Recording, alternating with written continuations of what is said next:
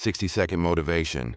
One of the most powerful things you can do for yourself is repeatedly choosing actions you don't want to do, but wire you into the person you want to become. Both fear and faith ask you to believe in something you can't see. You choose. I said, explain physics like you're in love with me. And after a while of quiet, he went, everything sings, so I get it now. If courage isn't the absence of fear, but doing the right thing regardless of it, maybe confidence isn't the absence of insecurity, but knowing you have real worth despite it. Your workout is a date with yourself. Don't cancel on the person you're trying to become. Every excuse you accept today trains the man you'll hate tomorrow. Sadness that brings you closer to God is better than happiness that pulls you further away.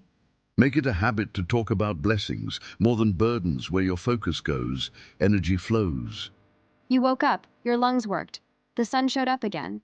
A million things went right before your feet even hit the floor.